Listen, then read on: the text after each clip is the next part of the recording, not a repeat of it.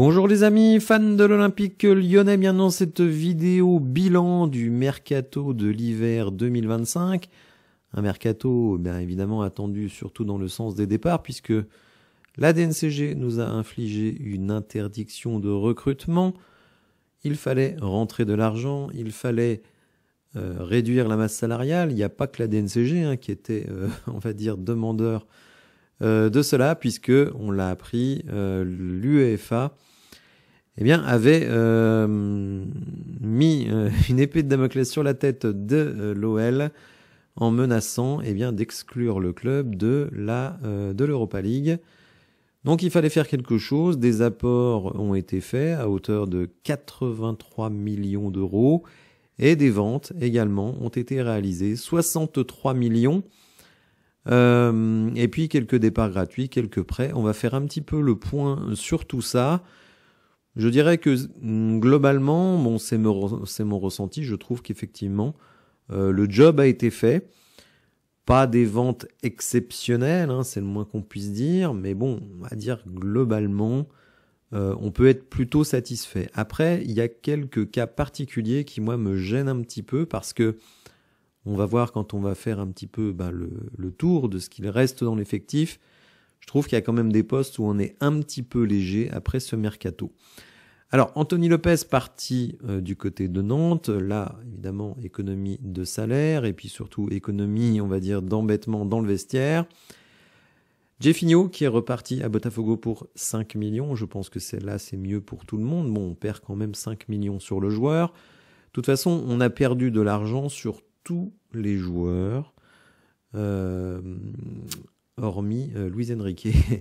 On perd de l'argent sur Gift Orban, mais je pense qu'il était nécessaire qu'il s'en aille, puisqu'il n'était vraiment pas dans les plans de Pierre Sage dans un premier temps. Je ne pense pas que Fonseca l'aurait utilisé, dès lors que, évidemment, il se retrouve 3e au mieux dans la rotation des numéros 9, derrière Mikotadze et Lacazette. Adrielson, lui, est parti en prêt du côté de la Belgique. On va d'ailleurs peut-être le retrouver, enfin pas lui, parce que je pense qu'il y a une clause pour qu'il ne puisse pas jouer, puisque Anderlecht fait la Ligue Europa. Maxence Cacré est parti à Côme pour 15 millions et quelques bonus, 1,5 million de bonus.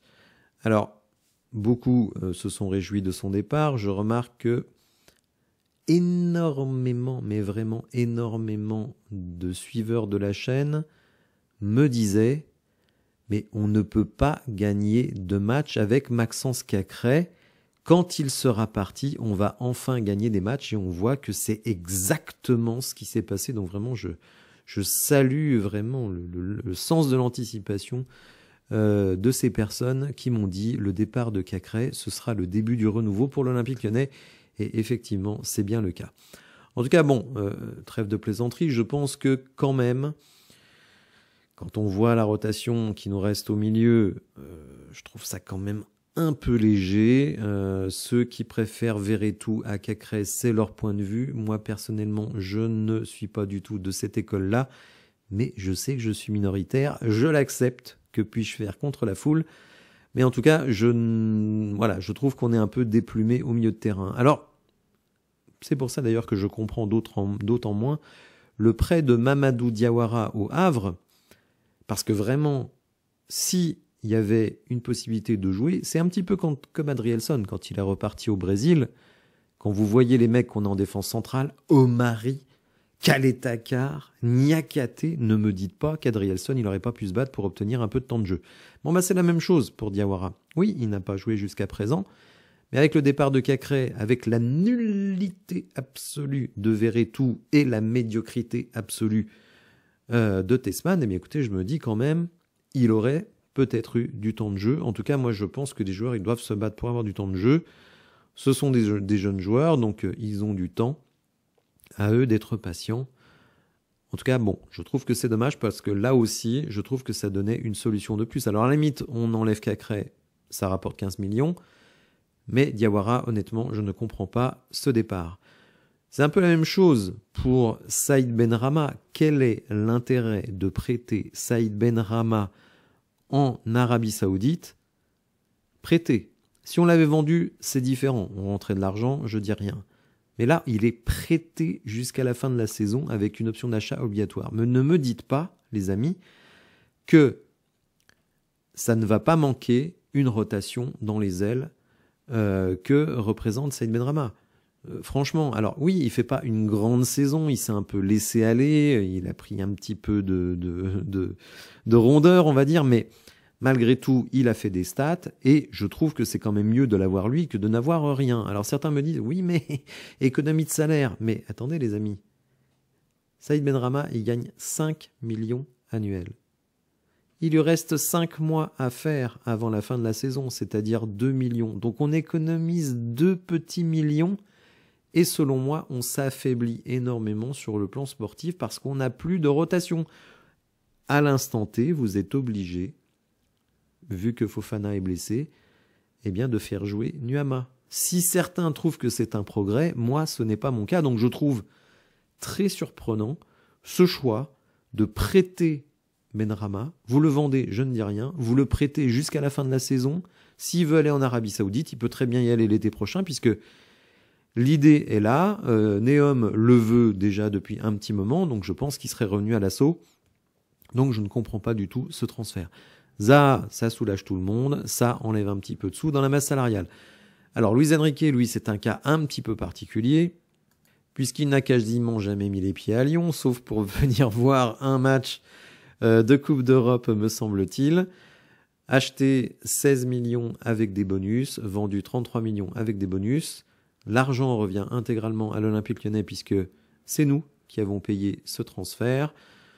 Donc écoutez, voilà, 63 millions qui viennent s'ajouter aux 39 millions de l'été dernier, hein, donc environ un peu plus de 100 millions de ventes, 20 millions d'économies sur cette masse salariale cet hiver, donc ça aussi 20 millions chargés, hein, je précise.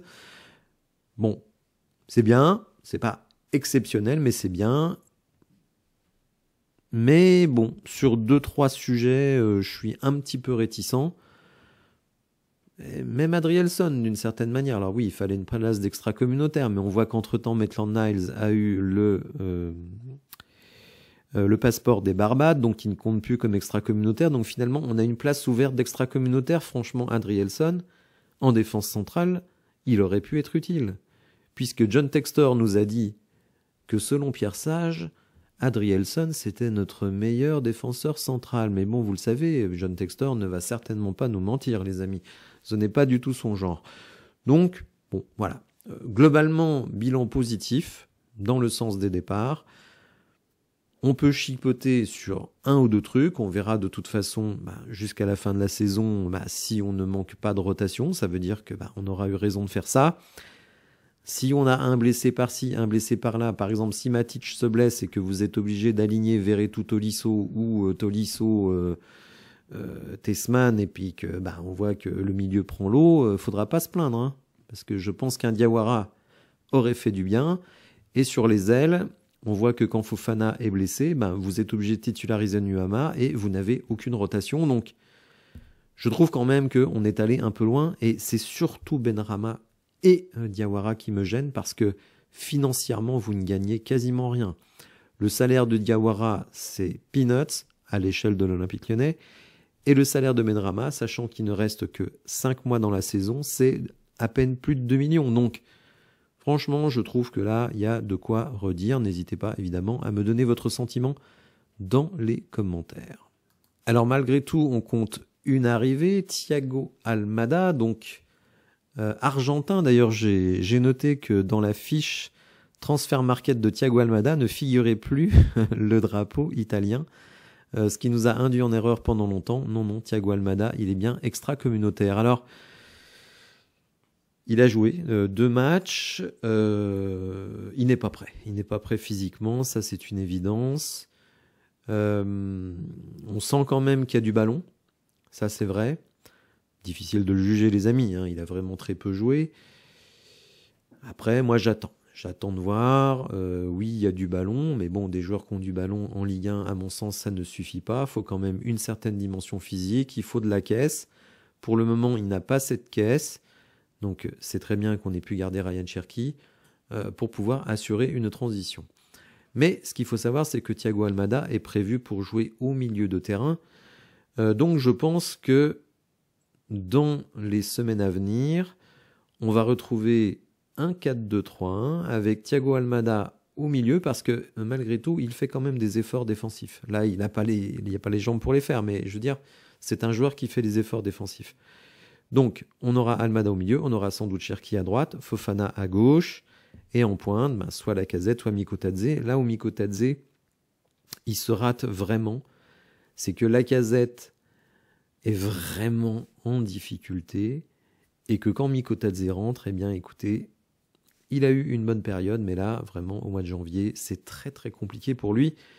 Et donc, il aurait pu, je pense, vraiment souffler la place de titulaire à Lacazette. Et bon, ses prestations, que ce soit en tant que titulaire ou en tant que remplaçant, eh bien écoutez, ne donnent pas envie à l'entraîneur de lui donner la place de titulaire.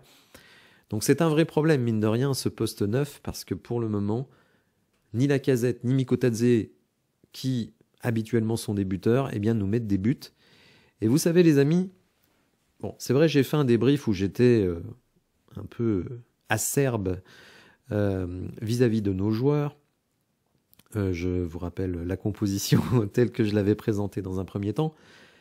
Mais malgré tout, je suis assez d'accord avec ceux qui me disent dans les commentaires, parce que vous le savez, je lis tous les commentaires, et certains me disent, eh bien quand même, qu'on a été à 2 doigts de mener 2-0, parce qu'en fait, après le but de Tolisso, on a 3 occasions pour mener 2-0, et si on mène 2-0, peut-être que le match est différent. Alors j'évite de faire du foot fiction, oui d'accord, mais c'est une réalité. Dans d'autres matchs, par exemple comme face à Nantes, eh bien la fébrilité, l'inefficacité de nos offensifs nous ont extrêmement pénalisés. Ce que je veux dire par là, c'est que dans le fond, on n'est pas si loin de faire basculer les matchs du bon côté. Il y a beaucoup de matchs quand même où on fait match nul. Bon, match nul, par définition, c'est un but d'écart. Mais on a des défaites d'un but d'écart. À Brest, c'est 2-1. À Marseille, c'est 3-2. Ce qui veut dire que si vos offensifs, Lacazette, Mikotadze, Fofana, Nuama, étaient ne serait-ce qu'un petit peu plus adroits, eh bien peut-être qu'on mettrait les matchs dans notre poche beaucoup plus tôt. Donc, je me dis que si Paulo Fonseca parvient à tirer la quintessence de notre défense, il y a du travail, qu'il arrive aussi, avec nos milieux de terrain, on va dire, à assurer de meilleures rotations, eh bien peut-être que si nos offensifs retrouvent une partie de leur qualité, on peut peut-être réaliser quelque chose dans cette fin de saison. Je ne dis pas que c'est une évidence. Les matchs récents, évidemment, nous mettent un petit peu, on va dire, de calme dans nos ardeurs.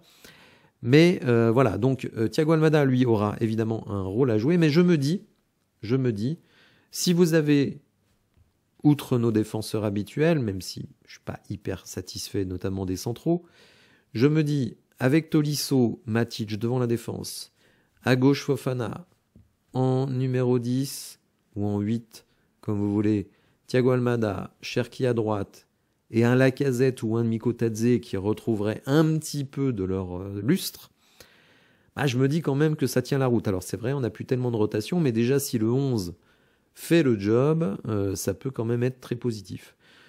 Donc voilà, bilan de ce mercato correct, eu égard aux circonstances, interdiction de recruter, on a dégraissé, ça c'est sûr, on a vendu, on a récupéré de l'argent, on a diminué la masse salariale, on a un Thiago Almada qui est un joueur prometteur, on attend de le voir sur la durée. Donc voilà, si je devais donner une note sur 20 sur ce mercato d'hiver, je donnerais 14. Parce que effectivement, je trouve qu'il y a un tout petit peu trop de départs et que finalement, ça enlève des solutions, mais aussi ça enlève de l'émulation à l'intérieur du groupe. C'est-à-dire que là, vous avez beaucoup de joueurs dans notre effectif qui se disent « quoi que je fasse, je suis sûr de jouer ». Par exemple, un Niakate peut se dire « quoi que je fasse, je suis sûr de jouer ». Même chose par exemple pour Tolisso. Tolisso, sa place n'est absolument pas contestée. Ryan Cherki, c'est pareil. Fofana, quand il va revenir, on peut pas dire que Nuama lui mette une grosse pression. Donc vous voyez, s'il y avait Benrahma en plus, s'il y avait Diawara au milieu de terrain, quand même, il y a un petit peu d'émulation, et en plus, ça nous coûtait pas cher. Donc là, c'est pour ça que je n'aime pas ces deux transferts particulièrement. Je trouve qu'on a perdu quand même en émulation dans l'effectif, et justement, ça fait depuis longtemps qu'on se plaint qu'il n'y a pas assez d'émulation dans l'effectif, et là, je trouve qu'on en a un petit peu enlevé. Voilà les amis, n'hésitez pas à partager dans les commentaires vos impressions sur ce mercato. Qu'est-ce qui vous plaît, qu'est-ce qui vous déplaît? N'hésitez pas d'ailleurs à donner une note sur 20 comme je l'ai fait. Si vous avez apprécié la vidéo, n'hésitez pas à la liker, à vous abonner à la chaîne et je vous dis à bientôt pour de nouvelles infos. Merci, au revoir.